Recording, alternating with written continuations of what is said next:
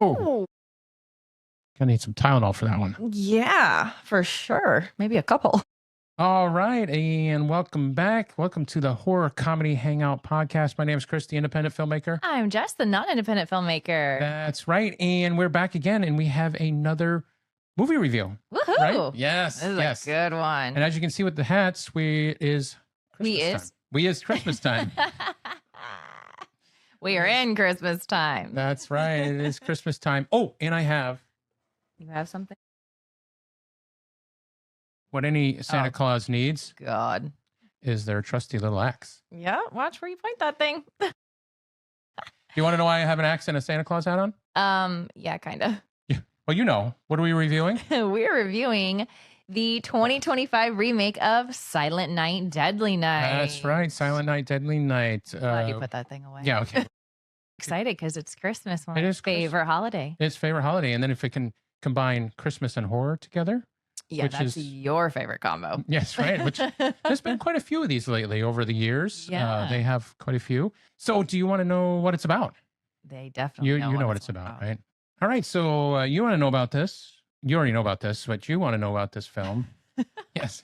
So Silent Night, Deadly Night 2025 is a new slasher horror reboot from the controversial 1984 film of the same name.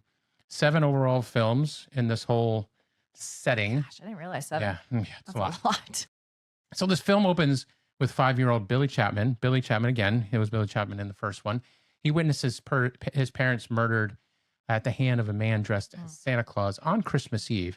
And this traumatic event pretty much dictates the way he lives his whole life from this traumatic event.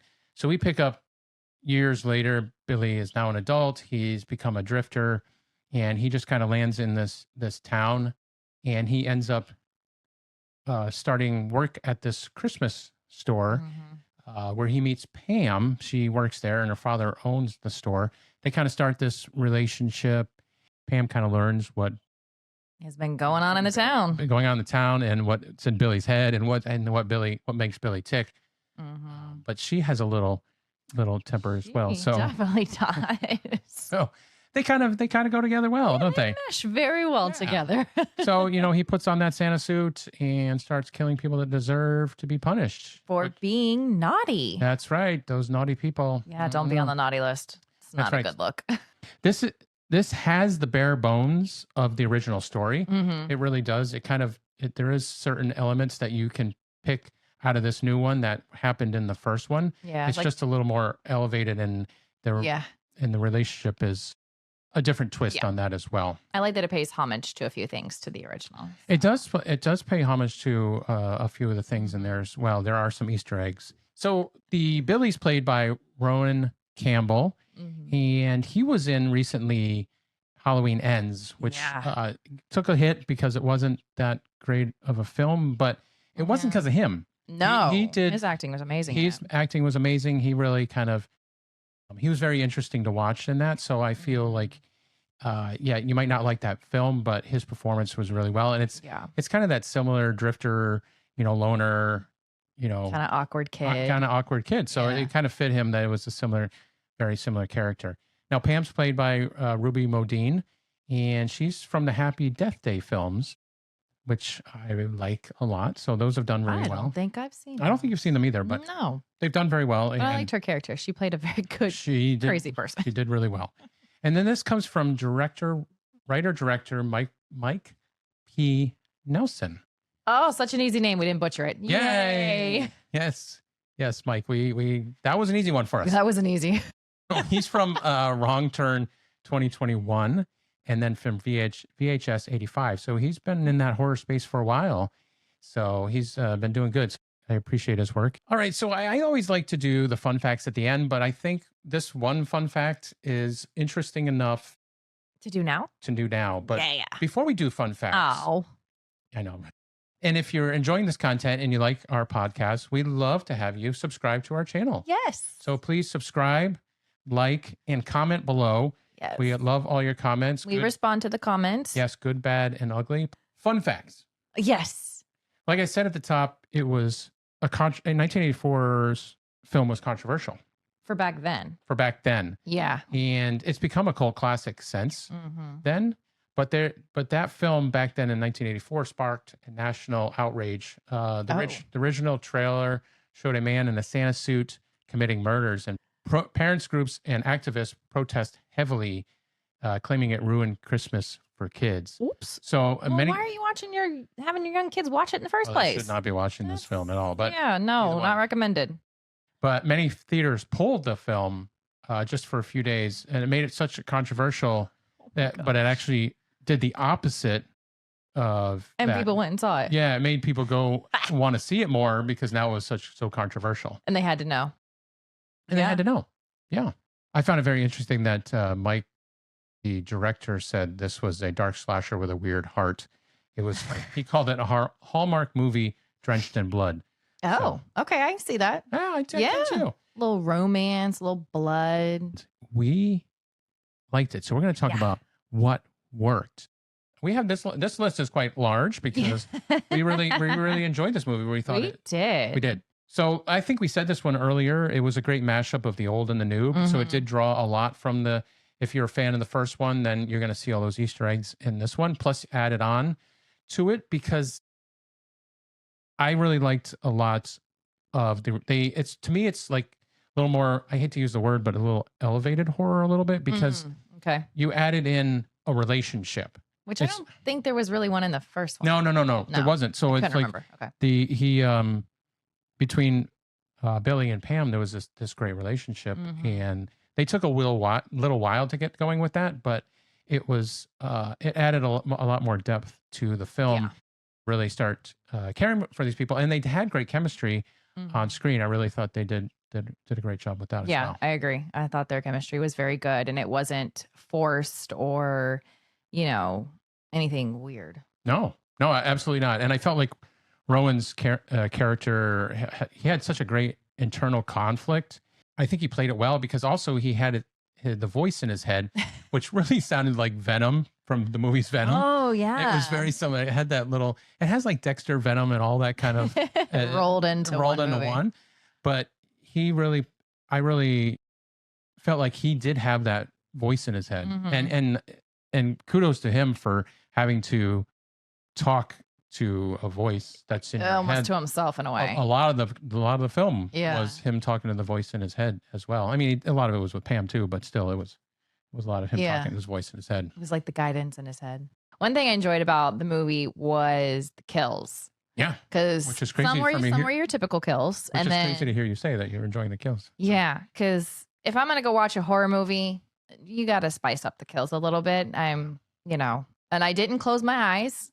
No. I closed on one time. Yeah, I really thought. I had my blanket ready to go. I really thought she was going to be hiding this whole time on this film, but you didn't actually. It is rated R, and that's where I was going into there. So it was, and it's really actually a hard R. It did push the envelope a little bit with the violence and the gory stuff and the slashing stuff. But that's what us horror fans want. We want all the kills and all that stuff. So it did deliver on that quite a bit, I think. Yeah. And the practical effects were really good as well. I really appreciated that as well. Yeah, I did too. And I also thought it was shot very well.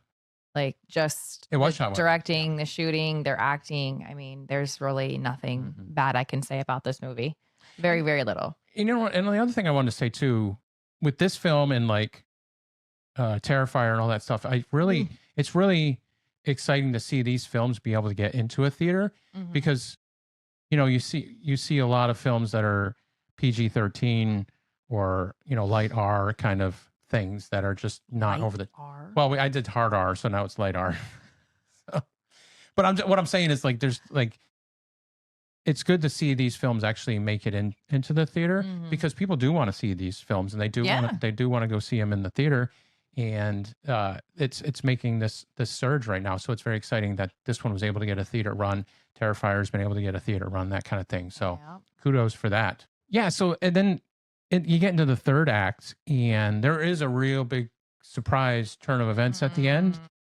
It took me back for a second, but then I was like, I kind of leaned into it, and I was like, oh, okay, I can see where this film could continue going and all that stuff. So it could be a bad. or it could be good. I think it was a good for me. It was initially a bad, and then I kind of once the film Sat on it. and actually during the film, I was like, okay, no, I'm accepting of the way Mike wanted to go with this film and stuff. So I think it's a cool, good ending that you might like, and I hope you do like. And so just to wrap up, what went well is just the storyline between Pam and Billy. I just think it was. I'm coining this term, smart horror. Oh, They really, Mike really built out these great characters, and you were kind of rooting for them. Which is interesting on these type of characters that you'd be rooting for them. Cute. Yeah, what didn't work? So I don't want to spoil alert it, so I'm gonna dance around it. But there was two parts in the movie. I can't remember if it was like beginning to middle or middle somewhere in there. I think it was in the middle, and then at the very end, it was a flashback middle. It was like a flashback middle, and then the end. Okay, that's what it was. Yeah, I was not feeling it, and I can't give it away because it will spoil alert it. But I can tell you. Let me give you this. I can say it was another genre entered into the picture. Okay, that's a good way. Yeah, because this is a slasher horror film. There was another genre that entered in. Yeah, and we won't tell you what that genre is. But she didn't like it. No, I wasn't. I was okay with it. Okay, well, that's good for you. Love that. I was okay with it. It kind of helps continue the story. Let's just say. I mean, it does, and that I like that it continues the story, but it was just a little too much for me. Yeah, so I think that I go back to what worked with the ending too, because either way, if you like the way it ended, or the way the film's gonna, if they do more, the way it's gonna go moving forward, then you might not like it. So, but I liked it. It took me a moment, but I liked it. So, and then I really don't have a lot with this. There's not much. I really enjoyed it, and I think you will really enjoy it if you liked the original, or you liked any of the other ones, or if you like slasher, and then slasher horror, and then slasher horror Christmas.